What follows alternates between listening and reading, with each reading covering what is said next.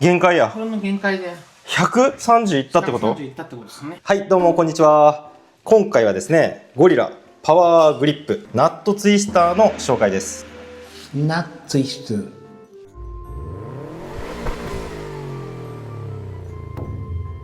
いや、もうゴリラパワーグリップさんとはですね、3回目のコラボですね。ということで今回はナットツイスターというところで救済工具の一種ですね。早速開けていきます。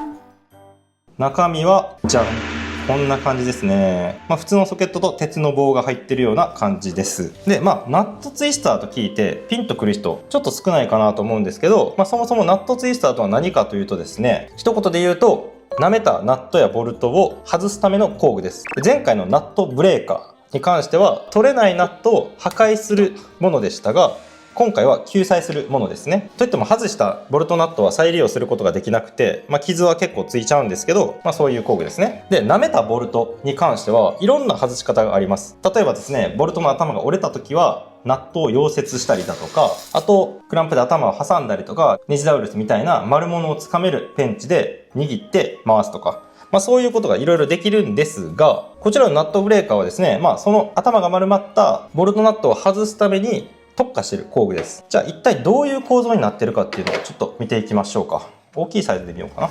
こんな感じですね。これですね、中身見てもらうと分かるんですけど、ボルトやナットに食い込む部分、こういうスパイラルになっている部分ですね。この螺旋形状の部分が鋭い刃になっていてですね、なので頭の丸まったボルトとかナットにハンマーで叩くとですね、食い込むんですね。で、その後ですね、ラチェットとかスピンのハンドルをここに刺して回してやると、ボルトの頭に食い込んでいってグググッと回ります。なので、これはですね、緩む方向に食い込む形の螺旋が切ってあります。で、しかもですね、この螺旋は奥に行くほど狭まっていきますね。こういう感じになります。横から見ると。こうですね。なので、食い込んでいくと中が窮屈になっていくので、よりボルトナットをしっかりキャッチしてくれる構造になっています。要するにですね、角がないものを回せるんですよね。ということはですね、こういう六角ボルトの頭が舐めてしまった場合ももちろん回せるんですが、キャップボルトですね。六角穴付きボルト。六角穴付きボルトって頭が丸いじゃないですか。完全な円形だと思うんですけど、そういうものにも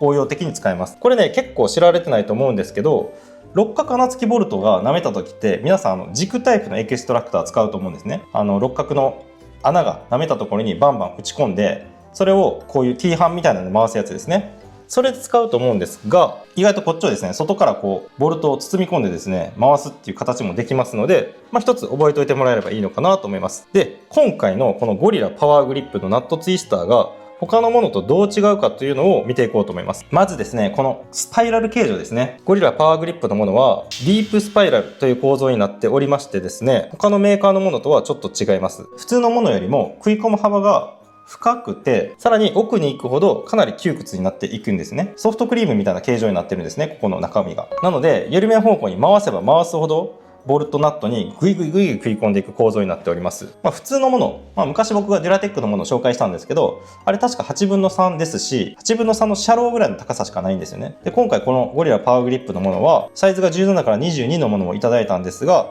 これ結構深さがありますよね。なので8分の3シャローぐらいのサイズよりも接触面積が大きくなります。あともう一つの特徴は硬さですね。ゴリラパワーグリップの製品は今までスタッドボルトリムーバーとかナットブレーカーとかいろいろ使ってきたんですが、めっちゃ硬いです。で、この間のナットブレーカーもかなり刃が強靭やったんですけど、今回のものはですね HRC でいうと47から50相当です。硬いのは硬いんですけど、今回は粘りもしっかりある感じですね。なのでこの回らなくなったボルトにバンバンハンマーで最初叩くことができます。で、熱処理もですね全体にされているようなので、全体的に硬さと粘りが出ている構造となっております。ちょっと非推奨なんですけど、おそらくインパクトで使っても大丈夫じゃないかなというような使い心地でしたね。で、仕上げはいつもと同じリン酸パーカライジング処理、いわゆる黒染め処理が行われております。黒染め処理はですね、通常のメッキよりは錆に少し弱いです。ですが、打撃とかインパクトによる瞬間的な圧力に強い表面処理形状となっておりますので、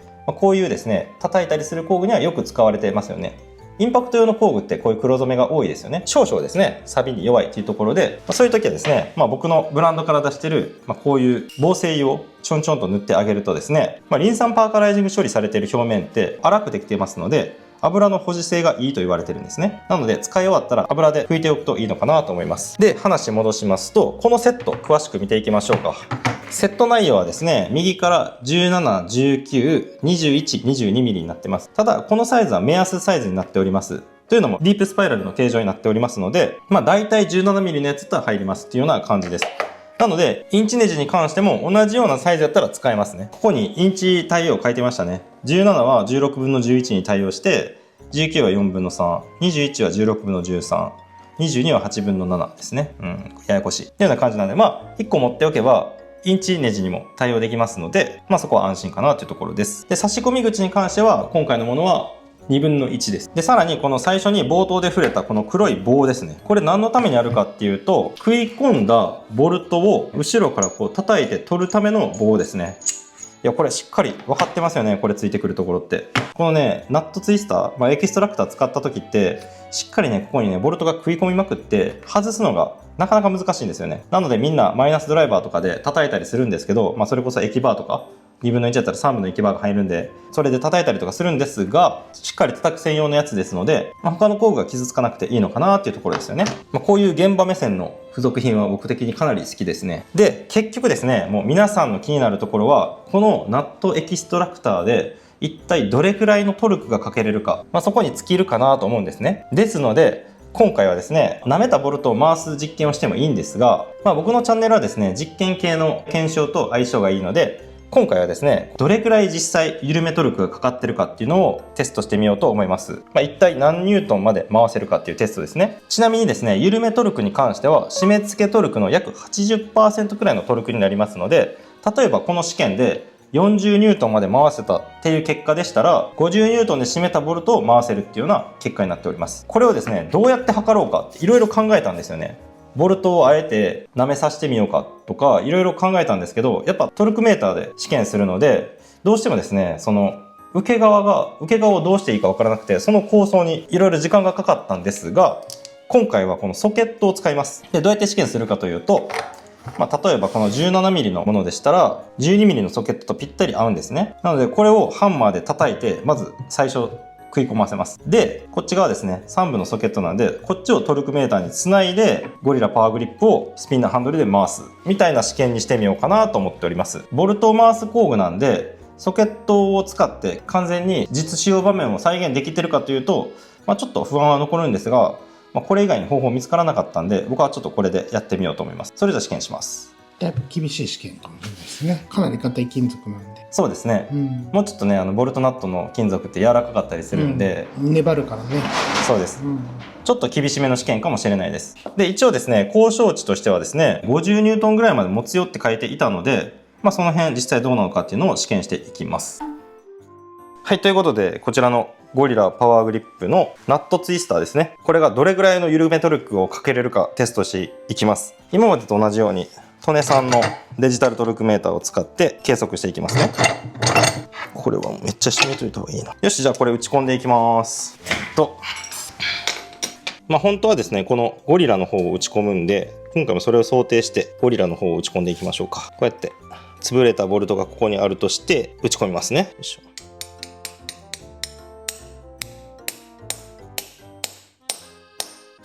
結構入ったな。しっかり食い込んでますね、今の段階では。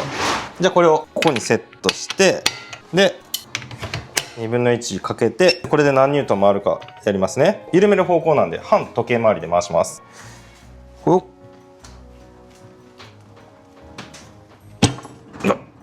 滑っちゃったね、下が。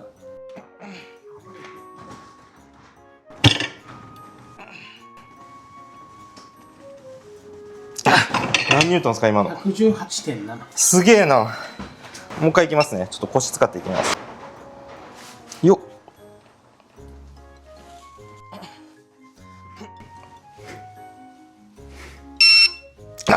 限界や。これの限界で130いったってこと？ 130いったってことですね。すげえな。やば。これ17でこんだけいくってことはもう他テストしなくていいぐらいですよね。これはすげえわ。22だったらもっといくってことですよね。そうですね。もうね、他の測定部分がちょっとガタが来てますね。下手したらナット割れちゃうんじゃないですかこれ。そうですね、もうこれソケットでやってるからこれだけ頑丈にトルクかけれてますけど、そうですね、ナットやったらナットもちぎれますね。だからもうこれ以上せんとこうかな、もう。ね、いいかも。17ミリでこれだけかけれるっていうのはかなりすごいですよ。めちゃくちゃ刃に食い込んでますね、今回。取った状況を見てみますか。使い終わった後はですね、こんな感じで付属の金属の棒を入れてやれば取れてくれます。まずソケット側ですね、かなり傷食い込んでますね。すごいな、ちゃんとこのディープスパイラル形状にググッと入ってますね。一回滑ったからかな、なんか爪が二重についてるんやけど、12345か、爪は6個なんですけど、一回滑ったからか二重についてますね、爪が。刃の状態はどうでしょう。こんな感じでちょっとだけね、爪の部分光ってる部分あるんですけど、まだまだ全然現役ですね。すげえなこれ。じゃあ次はですね、グリス塗ってやってみましょうか。過酷な条件を再現するとして、せっかくねいろんなサイズ買ってきたんで、次はですね 19mm で試すんで、さっきの130ニュートン以上かかることはもう自明の回なんですよね。なのでもうちょっと条件を酷使するためにですね、グリスを塗り込んで同じように効果を発揮するかっていうのをやってみようと思います。ね、ベータのグリースガンですね。高級品ですね。ワールドインポートツールズさんに提供いただいてます。これはそのうちこれも動画出るんだよね。動画出しますね。はい、ちょっと僕が忙しくてできてないんで。グリスありやとかなり現実的な条件に近づくんじゃないかな。こんな感じでグリス塗り込んでみました。いっぱいグリス塗って、まあ安いグリスなんですけど、これ今使ってるのはこんな感じですかね。はい。で、ナット相当のものをソケットで試しますっていうところですね。こっち側がね、本当はエンジンとかワーク側についてるんで、あんまりこのナットブレーカーをこう入れるときにそんなにしばけない可能性もあるんですけど、でもまあトルクかかるんやったら十分ですよね。そこはまあ仕方ないところですね。このソケットの方にも塗ってみますね。こんな感じでグリスベトベト状態でやってみます。これでちょっと叩きます。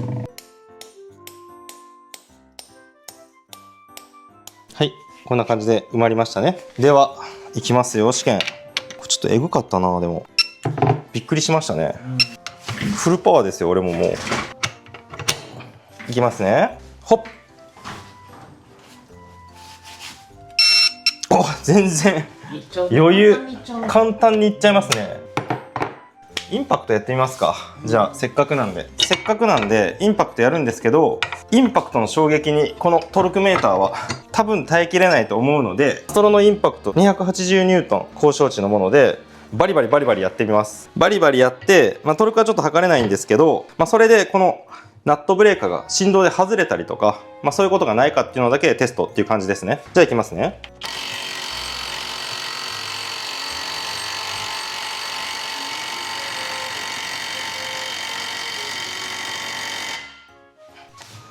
状態見てみましょうか。